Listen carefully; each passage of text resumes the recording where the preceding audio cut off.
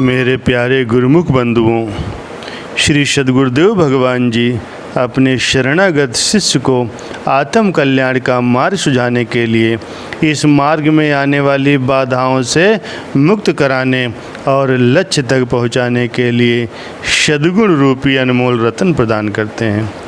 वे इन सद्गुणों को संचित करने का पथ बतलाते हैं और सुहृदय बनकर इस पथ पर चलाते हैं।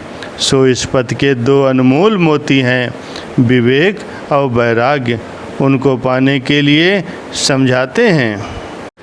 विराग सुख की खान, तृप्ति का भंडार यह, ब्रात विवेक पहचान, सब प्रेमियों का मित्र यह। सब साधन परिधान, मोक्ष पदवी का द्वार ये। मुख्य व्रत हरि जान, ताते गहो विराग को। संतवाणी में फरमाते हैं कि प्रभु के प्राप्ति के मार्ग पर चलने के लिए वैराग्य का होना अति आवश्यक है। वैराग्य से आत्मिक सुख की संपदा प्राप्त होती है। वैराग्य से जीव संतोष के गुण को प्राप्त करता है। हे भाई, वैराग्य से विवेक होता है और निरख परख की दृष्टि भी मिलती है। इसीलिए वैराग्य ही सद्गुणों में सर्वप्रथम है। ये सब साधनों में प्रधान है और प्रभु से मिलाने वाला मुख्यमंत्री है। इसीलिए साधक के लिए वैराग्य के गुण को अपनाना अति आवश्यक है। वैराग्य अर्थात जगत की दृश्यमान सामग्री, परिवार, संबंधी जन आदि को मिथ्या जानकर उनसे उदासीन रहना। संसार की प्रत्येक वस्तु क्षणभंगुर एवं अनित्य है। जो क्षणभंगुर है उसने किसी भी क्षण नष्ट हो ही जाना है। चाहे वह क्षण 1 वर्ष के बाद आए, चाहे कुछ समय के पश्चात अथवा शीघ्र आ जाए। उनसे नेह लगाना स्वयं को दुखें को गर्त में गिराना है। जिन वस्तुओं के साथ आसक्ति का संबंध जोड़ा गया है, या तो वे विलग हो जाएंगी या फिर इस मनुष्य शरीर के नष्ट होने पर स्वयं उन सबसे संबंध टूट जाएगा। संतों के उपदेश के अनुसार इसी बात पर विचार करते हुए इनसे मोह का संबंध न जोड़ना ही वैराग्य की संपदा को पाना है। ये वैराग्य मनुष्य में 2 प्रकार से उत्पन्न होता है। पहला है कारण वैराग्य और दूसरा है तीव्र वैराग्य। कारण वैराग्य वो होता है जो किसी शास्त्र के स्वाध्याय से किसी वचन अथवा प्रमाण को पढ़ते पढ़ते प्राप्त होता है। तब एकदम संसार नीरस लगने लगता है। कई बार शरीर के रोगी होने पर, किसी मित्र से धोखा मिलने पर अथवा किसी के देहांत हो जाने पर संसार फीका लगने लगता है। तब संसार को त्याग कर प्रभु सुमिरन की ओर मन लगता है। परंतु ये वैराग्य अस्थिर होता है। कारण कि कुछ समय तक तितिक्षा करने के पश्चात जब मन ऊब जाता है और सांसारिक पदार्थ जीव को अपनी ओर आकर्षित करने लगते हैं, तब तो यह घर का न रहा न घाट का, ऐसी स्थितियां बन जाती हैं। दूसरा होता है तीव्र वैराग्य। इस प्रकार का वैराग्य पिछले कई जन्मों के पुण्य के प्रताप से सत्संगी माता पिता के घर एवं संत महापुरुषों की चरण संगत में निष्काम सेवा से परिशुद्ध अंतर मन में प्रकट होता है। जीव संसार को एक नाट्यशाला समझकर उसमें व्यवहार करता हुआ प्रभु भक्ति में लीन होकर केवल आत्मोन्नति का ग्राहक बनता है। काया दारा पूत अरु भवन विषय रस भोग, इनके रस से होत हैं विषम कठिन भव रोग। सत्संगत को नित्य करे सदा रहे अतीत, पावे वह वैराग्य धन जाए जन्म यह जीत। संत गुरवाणी में फरमाते हैं कि अपनी देह, स्त्री, पुत्र, मकान और सांसारिक सुख ऐश्वर्य के जितने भी साधन हैं, इनको प्राप्त करने की इच्छा ही अत्यंत विषम भय रोगों की मूल है। जो नित्य सत्संगत अर्थात संत महापुरुषों के सानिध्य में इन दुखों से विमुक्त होने का साधन अपनाते हैं, उनका मन इन सब की असत्यता और मिथ्यात्मकता को अनुभव कर उपराम हो जाता है। उनके अंतर में वैराग्य उत्पन्न हो जाता है और वे मानव जन्म के लक्ष्य को पाने में सफल हो जाते हैं। भाव यह है कि आत्म कल्याण के मार्ग पर चलकर आत्म बोध को प्राप्त करके वे जन्म मरण के चक्र से मुक्ति प्राप्त कर लेते हैं। महापुरुषों की संगत में रहकर कितने ही राजा महाराजा त्यागी एवं गृहस्थ जीवन यापन करते हुए संसार की आसक्ति से विरक्त होकर मानव जीवन के लक्ष्य को प्राप्त कर गए। आज भी इनका नाम बड़ी श्रद्धा से लिया जाता है। प्रत्येक के अपने अपने विचार और संस्कार होते हैं। कोई संसार में रहकर इनसे न्यारा बन सकता है तो कोई इस जंजाल से दूर रहने को ही उचित समझता है। परंतु मंजिल एक है और उसका साधन भी एक है कि संसार की आसक्ति को दिल में स्थान न देकर दिल मालिक की याद में लगाए रखो। ये कार्य मात्र दिखावा न होकर अगर वास्तविक होगा तो फिर वास्तविकता को प्राप्त करने में सफल हो जाओगे। एक राजकुमार ने जब जन्म लिया तो उसकी जन्म कुंडली बनाते हुए राजपुरोहित ने बताया कि महाराज जरा संभल कर इसे राज्य का उत्तराधिकारी बनाना। मैं अभी से आपको ये चेतावनी दे रहा हूँ कि नक्षत्रों के अनुसार ये संसार से विरक्त बना रहेगा। इसका नाम भी बैरागी ही रखना उचित होगा। राजा ने कहा ठीक है, मैं इसे बैरागी नहीं बल्कि अनुरागी बनाऊंगा और उसका नाम भी अनुराग ही रखूंगा।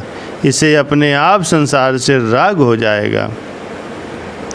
राजकुमार बड़ा हुआ, मंत्री सत्संगी था। राजकुमार को अपने साथ महापुरुषों की सुसंगत का संयोग मिल गया और पुण्य संस्कारों के पहले ही संकेत हो चुके थे। सो वह मंत्री की नज़र बचाकर गुरुकुल के बच्चों में मिलकर आश्रम की सेवा में भाग लेता और चला आता। राजमहल की मोह ममता का अनुराग गुरु सेवा से घुल जाता और वह प्रभु के ध्यान में मगन रहता। राजकुमार ने लौकिक विद्या ग्रहण की, घुड़सवारी एवं विवाह आदि सारे कार्य पूर्ण किए। परिवार भी बढ़ गया। राजा बड़ा प्रसन्न था कि ये बैरागी नहीं बना। उसने एक दिन अपने पुत्र से पूछा, कुमार कहो नित्य प्रति कहाँ जाते हो? तुम आंखें बंद करके किसका ध्यान करते हो और क्या मांगते हो? तो राजकुमार ने उत्तर दिया, पिताजी मैं संतों के आश्रम में जाता हूँ, आंखें बंद करके प्रभु का धन्यवाद करता हूँ कि मुझे सब सुख उपलब्ध हैं और ये मांगता हूँ कि हे प्रभु इनमें मेरी आसक्ति न होने पावे।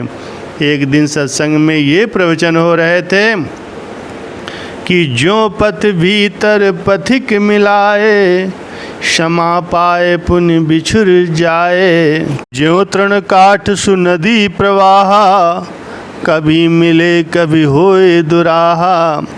ज्यों जल बूंद मेघ की धारा, यथा जहाज सुसिंधु मझारा।